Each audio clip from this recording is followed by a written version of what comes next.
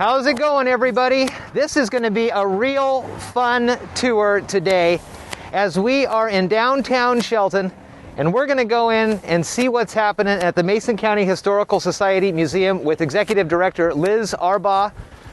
The board reached out to me about a month ago and said, Jeff, you got to come down and see all the great stuff we're doing. So we're going to go in the museum and check it out. This was the original City Hall for the city of Shelton, also the library before it became the museum. It's a great place right downtown that really shows the history, and that's what we're going to kind of do today, is walk around and look at some of this. First thing you see here, 1961 Forest Festival dress by Queen Peg Price. Beautiful. What a great way to start and to come on in. Here's Liz Arbaugh, the Executive Director of the museum. Liz, how are you? I'm doing great. How are you? I'm well. Thanks for walking us around today and talking a little bit about the museum. I mentioned as I walked in that this was the original City Hall, and then the library, and now you guys have home here and really show off a lot of great Shelton history. So let's just kind of go through some of this stuff. I mean, it is a blast from the past when you walk in. Where do you find most of this stuff as we look through here? Most of just about everything that we have here is a donation from local families. So we don't purchase anything that we have on exhibit. So like some of these things that we see here, talk to me about some of the stuff here. Well, here we have a couple of chairs that were donated by the descendants of David Shelton. So they are from the 1800s, I believe, late 1800s. We have a rocking chair that came from the Finch family in Hoodsport. We have a pipe organ, or I guess it's not actually a pipe organ, donated by the Sager family. Is this like, I see the pedals down there. Right, yeah. Is this like a pump player piano, or is it just? It's a pump organ. That is amazing. And we have a few these beautiful old sewing machines. This one came complete with all of the notions. Oh my gosh. In the drawers. You open drawers in this place and you never know what you'll find. I bet. What's going on with this switchboard? How would this have been used? This came from the Simpson mill. And in fact, the woman who is pictured, Virginia Howe, so we called the mannequin Ginny. This was used up until, I believe, the late 70s. I've had Patty Case from Simpson come in and say that when she was either in high school or college, she worked on the switchboard. Rod, see if you can get in on that picture here of Virginia next to the model here that we're seeing. So that was the actual lady who this is displayed after. You can come in, of course, to the museum and see this. That is amazing. History really does come alive here in a town that has such great roots. It's fun. How long have you been the executive director now? A couple years? 3 years. Next month. And before that, have you been around here? Where'd you come from? We moved here about 21 years ago.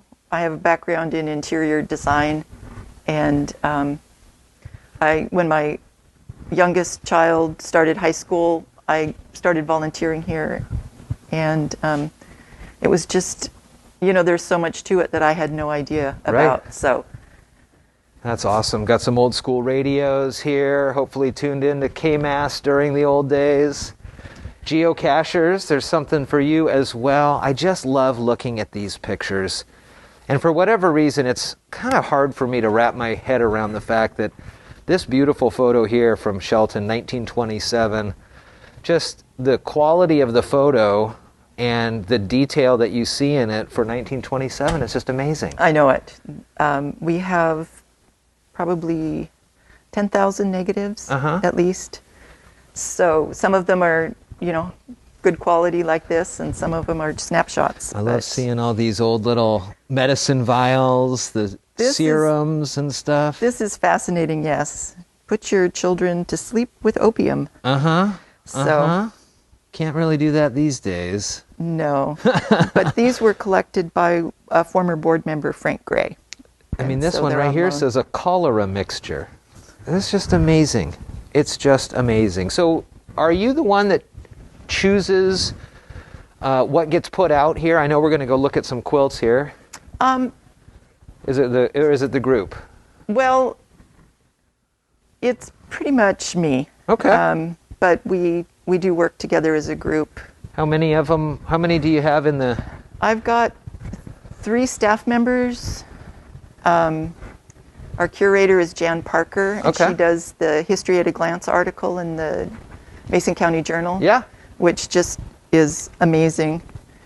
And then I have Lindy Parker, who helps with a lot of the paperwork type stuff. And then David Larson is our Saturday guy.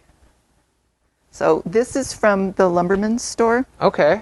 and it works, and everyone is encouraged to try it. Should I try it?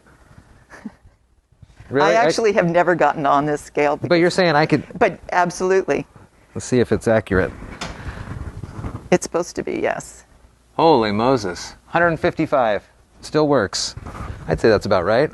Yeah, and you can see there's like a century of hands People touching it. that have held on to yeah, that. I love it. You can see it in the photos there. What a cool thing. What is it about history you think people like? Well, I think it gives them just a better understanding of where they came from, Sure. why things are the way they are. We see all the mayors that have taken the oath of office for the city of Shelton up here through Mayor Tarrant there, but we do have Bob Rogers, Gary Krantz, and Kevin Dorsey here with their photos ready to be put up, so that's cool. That's a great way to do it. One of the things that you were telling me about is the quilts, and that's the displays that you have out now. Some of these quilts are just beautiful. This is a neat one. It's got the history of Shelton, it looks like, or some of the Yes. key places. Yes, so this is one of the newer ones in our exhibit. And we have a couple of amazing crazy quilts, which are just pieces put together. They tend to be very fine fabrics. And then they have a lot of embroidery. This Yeah. one is especially cool. This one has the ribbons from different meetings that the family went to. Here's one that talks about Suwamish Lodge. Suwamish was the name of the county before it became Mason County. So you can just see all the embroidery. A lot of it looks like it was probably done by a child, Yeah. which I just think is so fun. That is amazing. So are these on loan from a family, or these have been donated to the society? These are part of our collection. So they have been donated to us. They've been sitting, a lot of them just in storage. And so having a rotating exhibit of different things allows us to pull things out of storage and then kind of develop a theme around whatever it is that we're exhibiting. And it gives people a reason to come in. Sure. So things change. We're trying to change every 3 or 4 or 5 months. How many? I was just wondering how many visitors you think come through here every year. Well, it's been a lot quieter more recently. I bet. But we have been having 4,000 or 5,000 visitors, and we get people from all over the country, all over the world. Really? It's really fun, of course, pre-pandemic, Yeah. to get people from Australia and from Europe, and it's some place for them to come and learn about Shelton and about Mason County. So would there be a reason that somebody from Australia would come here? Perhaps they have a relative that grew up, or they purchased wood from the Simpson timber mill, or I think a lot of times it's accidental. Okay. If they're coming from that far. Yeah. We do get people from around the country who come here because they have ancestors that came from Shelton. What is this? 1948 Marble Champ. I know it. Isn't that it? Marble champion Jack Valley tells of national meat trip. Shelton boy, marble champion of state, Jackie Valley. Wow. Yeah, and a few years ago, his family came in during his. They were here for his funeral. and they came in looking specifically for that. Yeah, that's amazing. That is amazing. Tell me about some of the woven pieces you have here. So these are all, for the most part, local baskets made by Skokomish basket makers. They are absolutely beautiful. And then we have some other tribal things. Once the pandemic calms down, I'm looking forward to hopefully working with the tribes in order to kind of cull this collection and have things that are an accurate representation as opposed to, who knows what. What's your favorite piece right now? My favorite piece is probably right behind you. Okay. It is this print made by Waldo Chase. Waldo Chase, a self-taught artist and a school teacher at the Skokomish School. Wood cutting. So he did block prints. He worked primarily in the 20s, 30s, 40s. He lived in Union. So he was one of the artists at Hood Canal. And we have a few of his prints, but this one is, I just think, exceptionally beautiful. And you said that, talking about Union and their great art history, you have some books that people can purchase here, and that's one of the ones? Yes. Let's go over there and look at some of those things you can... Oh, well, look at this thing. Hold on. Oh, yeah. Look at this. These are also just... So this artist is the same one who did the original Santa. And the log monument. And he was an artist for Simpson Timber Company. So he did the logo, all their signs. That's amazing. So that's the guy actually carving in what's up at Yes. Overlook? Yes. Oh, wow. Sure. That's amazing. I love all the representations of Paul Bunyan. I mean, it's such a tie to our community, and there's such great stories of Paul. I just saw this. Somebody posted something similar to this on social media, showing the Simpson logging train going over the Vance Creek Bridge. Yep. That's cool, too. There's a lot to see here. And again, when it comes to the visitors, we want to see some more local folks come in here.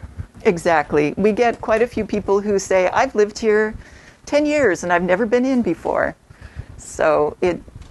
And there's such a history, deep-rooted history that, well, Rod's filming this. We know Rod's filming this, and Olson's Furniture's been around for a very long time. So there are generational families that probably have things in here that they might not even know about.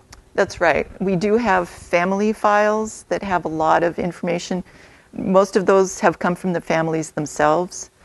So one cousin might make us copies of genealogy information, and then another cousin will come in and go, oh, I've never seen this picture before. Wow. So that is a great resource that we have here. Get some shirts and tote bags, little cards as well here, and all the proceeds of this goes to help the society. And then here are some of the books for sale that we talked about. And there's just a whole host of these.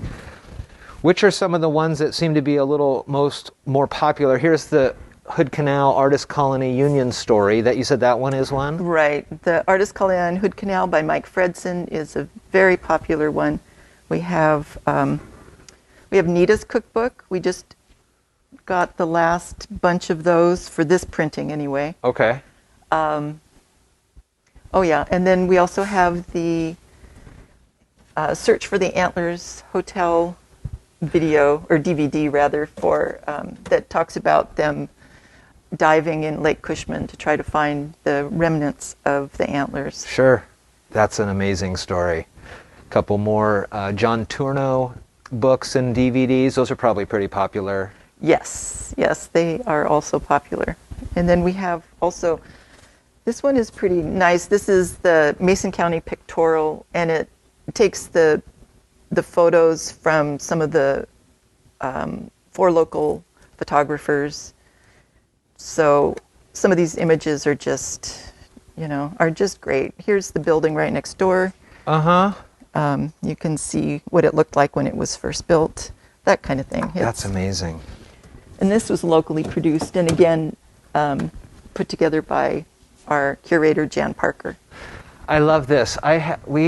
My family used to have a house in Grapeview, and when they first got it, and it was in the late 90s, I remember this book, Grapeview, The Detroit of the West, and I always would say that to people. Oh, it's out in Grapeview, the Detroit of the West. And people go, what are you talking about? I go, well, it's part of the book. It's part of the story of Grapeview. That's funny. Well, there were a lot of aspirations, A lot of communities were waiting for the railroad to come through, and it never did. So, lots of great climber gear here. Got some sweaters, some state champ plaques there. Was this Smokey Bear worn by? Yes, that Smokey Bear was worn. Probably, well, I know one of our board members wore him for a while when he was working for the Forest Service. Uh-huh. And then we have hard hats and things from Simpson Timber. It's just amazing. Liz, if somebody's up in their attic and they find a box that looks like it's got old stuff in it, what would you say they should do with it?